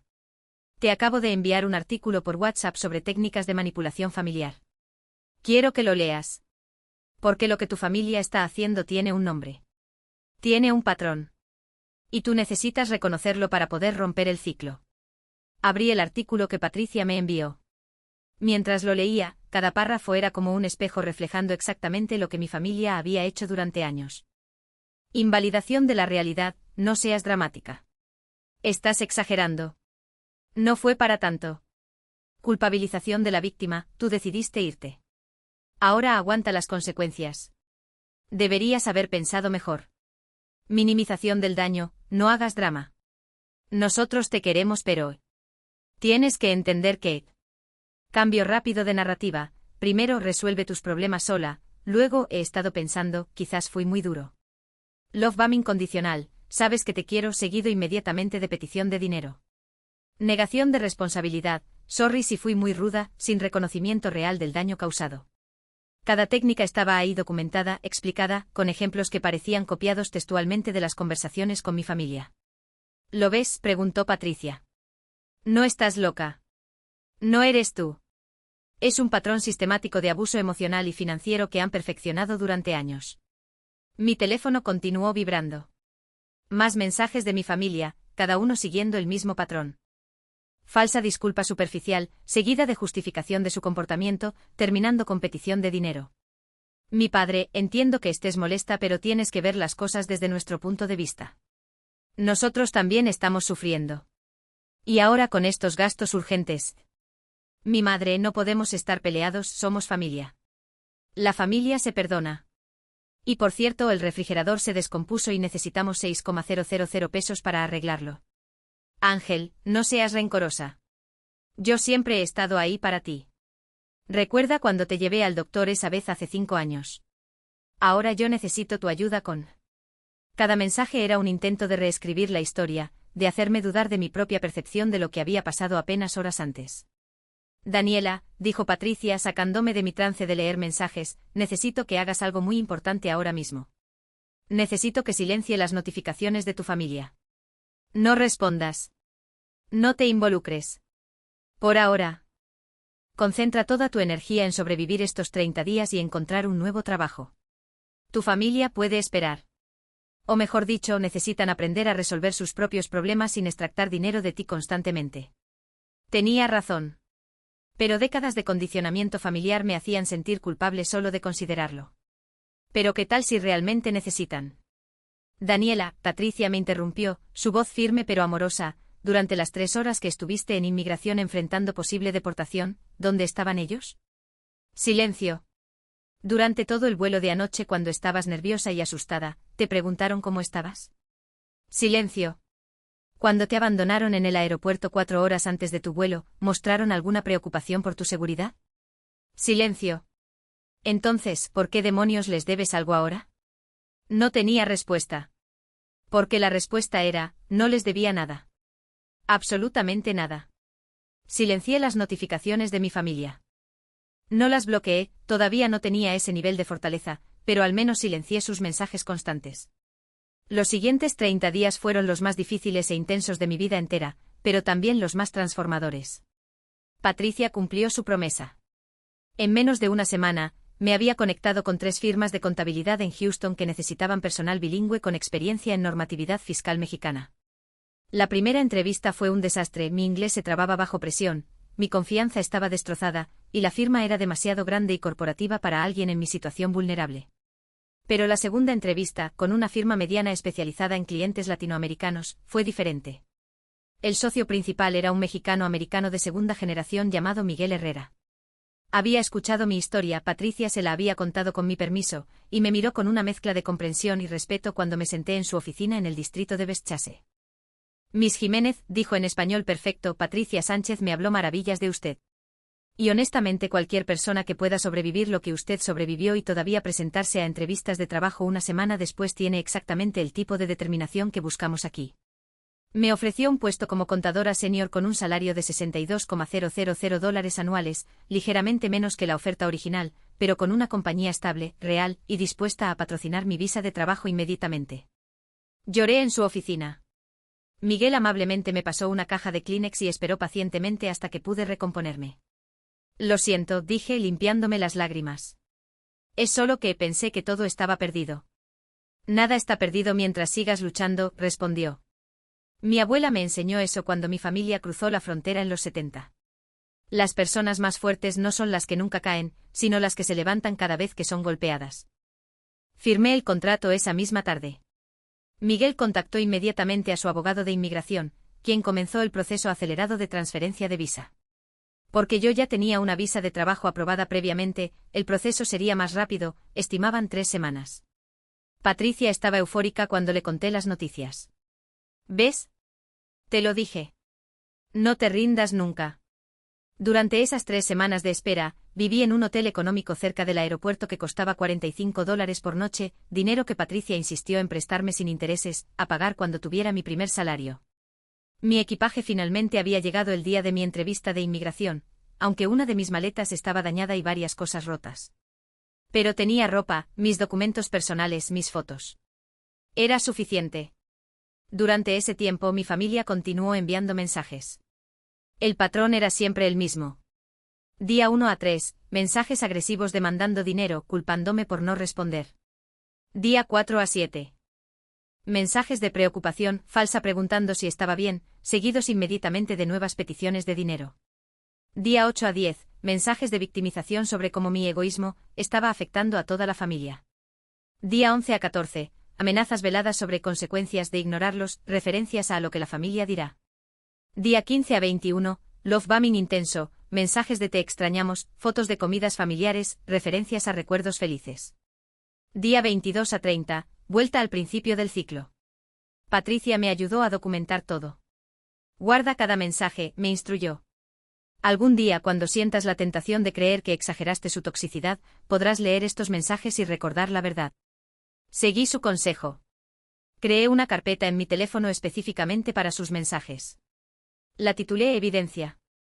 El día 22 después de mi llegada a Houston, recibí una llamada de un número de Guadalajara que no reconocí. Casi no contesté asumiendo que sería otra táctica de mi familia, pero algo me hizo responder. Daniela Jiménez. Era una voz femenina profesional que no reconocí. Sí, ¿quién habla? Soy la licenciada Mónica Ruiz, abogada de Patricia Sánchez. Ella me pidió que investigara la situación de la compañía en Houston que la contrató originalmente. ¿Tiene unos minutos para hablar?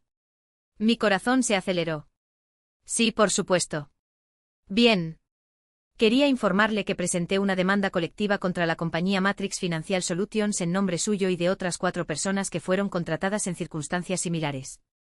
La compañía sabía que estaba en problemas financieros cuando hicieron las ofertas de empleo, pero continuaron reclutando personal internacional para mantener apariencias con sus acreedores. Demanda, repetí, aturdida. Sí. Es fraude corporativo, claro. Patricia cubrió todos mis honorarios como regalo para usted, ella realmente la quiere mucho, lo sabe, y tenemos un caso muy sólido. Los documentos muestran que la directiva sabía desde enero que la bancarrota era inminente, pero continuaron haciendo ofertas de empleo hasta febrero. Eso es fraude deliberado. ¿Y qué significa eso para mí? Significa que probablemente recibirá compensación por daños. No puedo garantizar montos todavía, pero basándome en casos similares, estimaría entre $15,000 y $25,000 por daños emocionales, gastos de reubicación y pérdida de ingresos durante el periodo de incertidumbre. El proceso tomará varios meses, pero quería que supiera que hay justicia siendo buscada en su nombre. Colgué esa llamada sintiendo algo que no había sentido en semanas, validación. El universo, de alguna manera extraña, estaba confirmando que lo que me habían hecho estaba mal. No era mi culpa. No era mi imaginación. Era real, era injusto, y había consecuencias para quienes me habían dañado. Ese mismo día, recibí un email de Rodríguez, el supervisor de inmigración que me había ayudado. El asunto decía simplemente, checking in. Miss Jiménez. Officer Chen y yo hemos estado pensando en usted. Queríamos saber cómo va su situación. ¿Encontró un nuevo empleador? ¿Tiene dónde quedarse? ¿Necesita recursos o referencias para servicios de apoyo? Recordamos su caso porque nos recordó por qué hacemos este trabajo, para ayudar a personas genuinas que merecen una oportunidad, no solo para aplicar reglas ciegamente. Si necesita algo, por favor no dude en contactarnos. Supervisor de Rodríguez, Officer S. Chen. Lloré leyendo ese email. 2 oficiales de inmigración que me habían conocido en el peor día de mi vida se estaban tomando el tiempo de verificar mi bienestar. Mientras tanto, mi familia, que me conocía desde mi nacimiento, no había preguntado genuinamente cómo estaba ni una sola vez. Les respondí contándoles sobre mi nuevo trabajo, agradeciéndoles su ayuda. Explicando que sin su compasión ese día probablemente habría sido deportada y mi vida habría tomado un rumbo completamente diferente. Rodríguez respondió, me alegra saber que está bien. Usted merece todo el éxito que logre. Y recuerde lo que Officer Chen le dijo, la familia es quien se presenta cuando todos los demás se van. La aprobación de mi nueva visa llegó el día 28 de mi permiso temporal. 2 días de margen. Miguel celebró conmigo con champaña en la oficina. Patricia organizó una videollamada grupal donde me presentó a todo su equipo en Guadalajara, quienes habían estado siguiendo mi historia y aplaudieron cuando levanté mi aprobación de visa a la cámara. Ahora sí oficialmente eres tejana, bromeó Patricia, y todos rieron. Pero esa noche sola en mi nuevo apartamento, un estudio pequeño pero acogedor en el distrito de Wolfton que había rentado con mi primer adelanto de salario, miré mi teléfono y vi 47 mensajes no leídos de mi familia. Los abrí uno por uno. El patrón había escalado. Mi padre, Daniela, han pasado casi 30 días. ¿Piensas que puedes ignorarnos para siempre? Somos tu familia. Nos debes respeto. Mi madre, mija, estoy muy enferma. El doctor dice que necesito estudios. Cuestan 12,000 pesos. Si me pasa algo por no hacerlos, será tu culpa por abandonarnos. Ángel, hermana, no sé qué te hicimos para que nos trates así. Después de todo lo que hicimos por ti toda tu vida. Qué malagradecida resultaste. Carla, Dani, mamá está llorando todos los días por tu culpa. Le estás rompiendo el corazón. ¿Así es como pagas todo su amor? Cada mensaje era una obra maestra de manipulación. Culpa católica, victimización, reescritura histórica, amenazas veladas de consecuencias emocionales. Pero esta vez, algo era diferente. Esta vez, tenía evidencia externa de una realidad alternativa. Tenía a Patricia, quien me había apoyado incondicionalmente. Tenía a Miguel, quien me había dado una oportunidad cuando mi mundo se derrumbaba. Tenía a Rodríguez y Chen, quienes se habían tomado el tiempo de verificar mi bienestar. Tenía a la licenciada Ruiz, quien estaba luchando por justicia en mi nombre. Tenía prueba tangible de que existía amor genuino en el mundo. Y ese amor no venía con facturas adjuntas. Abrí un documento nuevo en mi laptop y comencé a escribir. No una respuesta a ellos, todavía no estaba lista para eso, sino para mí misma. Una carta que nunca enviaría pero que necesitaba escribir. Querida familia que ya no es mi familia. Durante 31 años creí que el amor venía con condiciones. Que para ser amada, debía ser útil. Que mi valor se medía en pesos depositados, en sacrificios hechos, en necesidades propias ignoradas para satisfacer las suyas. Ustedes me enseñaron que pedir ayuda era debilidad. Que tener límites era egoísmo. Que mi éxito era una amenaza a su comodidad. Que abandonarme en mi momento más vulnerable era aceptable, pero no enviarles dinero inmediatamente después era imperdonable. Pero Houston me enseñó algo diferente. Me enseñó que existen personas que ayudan sin esperar nada a cambio. Que la verdadera familia pregunta, ¿cómo estás?, antes de ¿cuánto puedes dar? Que el amor real celebra tu éxito en lugar de sabotearlo. Supervisor Rodríguez y Officer Chen, extraños completos, mostraron más preocupación genuina por mi bienestar en una crisis de 3 horas que ustedes en toda mi vida. Patricia, mi mentora, mi amiga, mi familia elegida, invirtió en mi futuro sin expectativa de retorno. Ustedes solo extrajeron de mi presente con demandas infinitas. Miguel me dio una oportunidad cuando estaba destrozada. Ustedes me dijeron que aguantara las consecuencias de mis malas decisiones. Así que gracias. Gracias por abandonarme en el aeropuerto. Gracias por ignorar mi emergencia. Gracias por demostrar tan claramente que nunca fui su hija, solo su fuente de ingresos. Porque ese abandono me liberó. Me mostró la verdad. Y la verdad, aunque dolorosa, me salvó. Ya no les debo nada. Ni dinero. Ni tiempo. Ni explicaciones. Ni siquiera esta carta que nunca leerán. Soy libre. Guardé el documento. Lo titulé Liberación y lo archivé. Y luego, por primera vez en mi vida, bloqueé los números de todos los miembros de mi familia. Han pasado 18 meses desde aquella noche en el Aeropuerto Internacional Benito Juárez cuando mi familia me abandonó. 18 meses desde que aterricé en Houston creyendo que mi vida había terminado, sin saber que en realidad apenas estaba comenzando. Hoy, en septiembre de 2024, vivo en un apartamento de 2 habitaciones en el distrito de Montrose, uno de los vecindarios más diversos y vibrantes de Houston.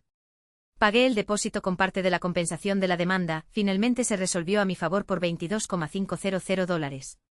El apartamento tiene ventanas grandes que dejan entrar luz natural toda la mañana, una cocina donde he aprendido a cocinar platillos mexicanos que me reconectan con mi cultura sin la toxicidad de mi familia. Y una segunda habitación que convertí en oficina donde trabajo desde casa 2 días a la semana. Mi salario actual es de $74,000 anuales. Miguel me dio un aumento significativo después de mi primer año por mi desempeño excepcional. Tengo seguro médico completo, ahorros que crecen cada mes, y por primera vez en mi vida, dinero que es completamente mío sin la obligación moral de compartirlo con personas que solo me ven como un cajero automático. Pero los cambios más importantes no son financieros. Son emocionales. Son la forma en que ya no salto de pánico cuando mi teléfono suena.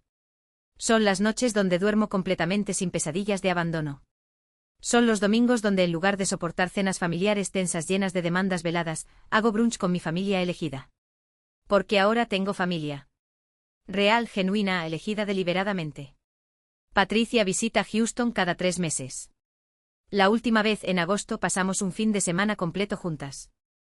La llevé a todos mis lugares favoritos, el Museo de Bellas Artes, el Distrito de Teatros, un pequeño restaurante oaxaqueño en Irline Drive, donde hacen mole exactamente como lo hacía mi abuela, la única persona de mi familia biológica que realmente me amó, y quien murió cuando yo tenía 16 años. Sentadas en ese restaurante compartiendo tlayudas y mezcal, Patricia me tomó la mano sobre la mesa. ¿Sabes de qué estoy más orgullosa?, me preguntó, sus ojos brillando con lágrimas que no dejó caer. ¿De qué? De que nunca respondiste. De que estableciste límites y los mantuviste incluso cuando fue difícil.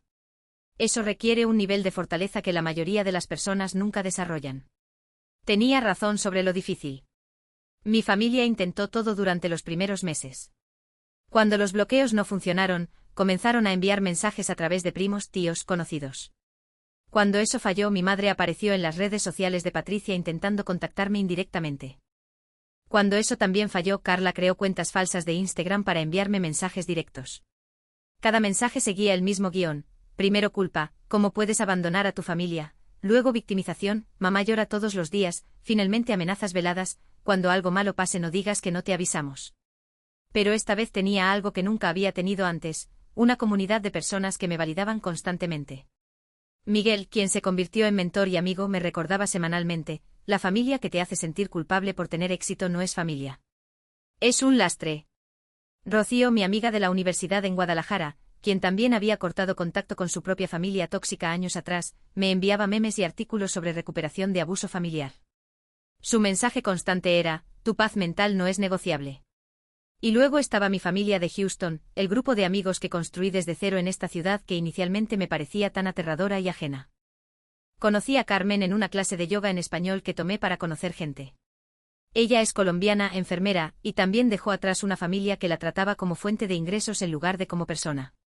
Nos hicimos amigas instantáneamente, reconociendo en la otra ese dolor particular de ser amada condicionalmente. A través de Carmen conocí a Elena, una salvadoreña que trabaja en educación, y a Sofía, una venezolana que es ingeniera en una compañía petrolera. Las 4 nos reunimos cada domingo para cocinar juntas, cada una trae ingredientes de su país, y creamos fusiones culinarias ridículas que nos hacen reír hasta que nos duele el estómago. Esta es tu verdadera familia, me dijo Elena un domingo mientras preparábamos pupusas salvadoreñas con relleno de mole poblano, una herejía culinaria que resultó deliciosa. Las personas que celebran tus triunfos sin pedir nada a cambio. Tenía razón. Cuando Miguel me dio mi aumento, Carmen organizó una fiesta sorpresa. Cuando finalmente recibí mi tarjeta verde permanente en julio de 2024, un proceso que Miguel patrocinó completamente, Sofía compró champagne caro y Elena hizo un pastel con la bandera americana y mexicana juntas. Cuando la demanda contra Matrix Financial se resolvió, Rocío voló desde Guadalajara, solo para celebrar conmigo ese fin de semana. Estas personas no me pedían nada. Solo celebraban conmigo, lloraban conmigo, existían conmigo sin agenda oculta. Y también están Rodríguez y Chen. Nos escribimos emails ocasionales. Me enviaron flores cuando obtuve mi residencia permanente con una tarjeta que decía, sabíamos que lo lograrías. Algunas personas están destinadas a prosperar. Los invité a cenar cuando celebraron su 10º aniversario trabajando juntos, resultó que se habían casado 3 años atrás. Ahora son amigos reales, personas que entraron en mi vida en su momento más oscuro y decidieron quedarse incluso cuando la crisis pasó. En abril de 2024. 6 meses después de bloquear a mi familia, recibí una carta física, no digital, enviada a mi apartamento. El remitente era mi padre. De alguna manera habían encontrado mi dirección, probablemente a través de registros públicos o investigación en redes sociales. La carta era una obra maestra de manipulación escrita. 5 páginas escritas a mano en su caligrafía característica. La leí completa solo una vez. Nunca la releí. Decía todas las cosas predecibles, que estaban preocupados por mí, que la familia debería perdonar y olvidar, que Dios quiere que honre a mis padres, que mi abuela estaría decepcionada de mi comportamiento, que el éxito sin familia es vacío, que eventualmente me arrepentiría de esta decisión. Y al final, por supuesto, mencionaba que estaban pasando por dificultades financieras, y que cualquier ayuda sería apreciada. Incluía número de cuenta bancaria. Le tomé una foto. La agregué a mi carpeta de evidencia. Y luego la rompí en pedazos pequeños y la tiré a la basura. No respondí. No llamé. No envié dinero. No sentí culpa. Solo sentí paz. Carmen me preguntó después si había sido difícil leer la carta. Le respondí honestamente, lo hubiera sido hace 18 meses. Pero ahora, después de vivir sin su toxicidad durante tanto tiempo, fue como leer las manipulaciones de extraños. Ya no tienen poder emocional sobre mí. La terapia ayudó con eso. Encontré una terapeuta mexicana-americana en Houston especializada en trauma familiar y dinámicas de inmigración. La doctora Melissa Cortez me ayudó a procesar décadas de condicionamiento, a reconocer patrones de abuso que había normalizado, a reconstruir mi sentido de valor sin vincularlo a mi utilidad para otros. El amor verdadero no se cobra, me dijo en una de nuestras primeras sesiones. El amor verdadero se da libremente, se celebra mutuamente y nunca te hace sentir culpable por prosperar. Esas palabras se convirtieron en mi mantra. Las repetía cada vez que sentía culpa residual. Cada vez que cuestionaba si había sido demasiado dura. Cada vez que me preguntaba si debería darles otra oportunidad. Porque la verdad es que ellos ya tuvieron todas las oportunidades. Tuvieron 31 años de oportunidades. Y en cada momento crítico, cada vez que necesité apoyo genuino, cada vez que logré algo significativo, cada vez que estuve vulnerable, eligieron su comodidad sobre mi bienestar. El aeropuerto fue simplemente la manifestación más clara de un patrón que siempre había existido. Yo solo había estado demasiado condicionada para verlo. Hoy, en mi apartamento iluminado de Montrose, con mi café matutino en la mano y el sonido de la ciudad despertando afuera, miro las fotografías en mi refrigerador. No hay ninguna de mi familia biológica. Hay fotos de Patricia y yo en brunch. De mis amigas y yo en la playa de Galveston. De Miguel y yo en la fiesta de Navidad de la oficina. De Rodríguez, Chen y yo en una cena. De Rocío y yo riendo con margaritas en mano. Esta es mi familia ahora. Elegida. Ganada. Real. Y la lección más importante que aprendí, la que quiero que cualquiera en una situación similar entienda, es esta. No estás obligada a mantener relaciones que te destruyen solo porque comparten tu sangre. La familia real te apoya en crisis, no te abandona. La familia real celebra tu éxito, no lo sabotea. La familia real pregunta cómo estás antes de pedir qué puedes dar. Tu intuición no es paranoia. Si algo se siente mal, probablemente está mal. Confía en esa voz interna que te dice cuando estás siendo usada, manipulada, o tratada como menos de lo que mereces. Los límites no son egoísmo. Son autopreservación. Son la diferencia entre sobrevivir y prosperar. Y las personas que respetan tus límites merecen tu tiempo. Las que los violan constantemente no merecen acceso a ti. La culpa no es amor. Si la única forma en que alguien te mantiene en su vida es hacerte sentir culpable. Esa no es una relación, es manipulación. El amor real no necesita culpa para funcionar. Empezar de nuevo siempre es posible. Yo aterricé en Houston sin familia, sin trabajo garantizado, con mi visa invalidada y enfrentando deportación.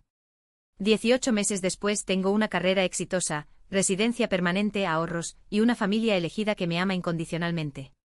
Si yo pude, tú puedes. Las personas correctas aparecerán. Rodríguez y Chen me ayudaron cuando no tenían obligación de hacerlo. Miguel me dio una oportunidad cuando estaba destrozada. Patricia invirtió en mí sin expectativa de retorno. Las personas buenas existen.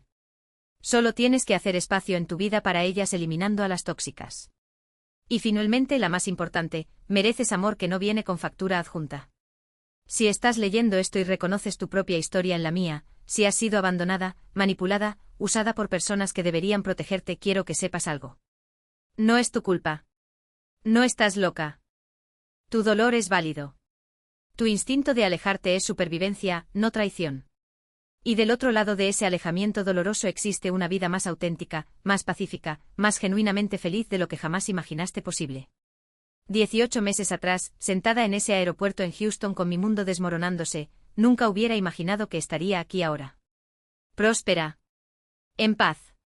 Rodeada de amor real. Pero aquí estoy. Y si yo pude llegar aquí desde ese lugar de desesperación absoluta, créeme cuando te digo, tú también puedes. La familia que mereces está esperándote. Solo tienes que tener el valor de soltar la que no te merece. Has vivido una traición familiar tan profunda que reescribió completamente tu comprensión de quién eras y quién podías llegar a ser.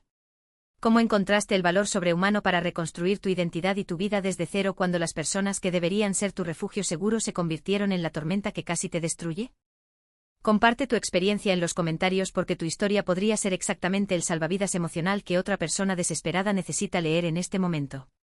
Dale like si sentiste cada palabra de esta historia resonar en las partes más heridas de tu alma, suscríbete para acompañar a más personas valientes en su journey doloroso pero transformador de sanación, y comparte este vídeo para que llegue a quien más lo necesita en su momento más oscuro. Recuerda estas verdades fundamentales: no estás loca por sentir lo que sientes, no estás sola en tu dolor aunque te sientas completamente aislada, tu sufrimiento importa infinitamente más que la comodidad emocional de quienes te lastimaron, y siempre, siempre es posible reconstruir una vida más auténtica y plena después de que tu mundo conocido se haya desmoronado completamente. La familia que mereces está esperándote del otro lado del miedo.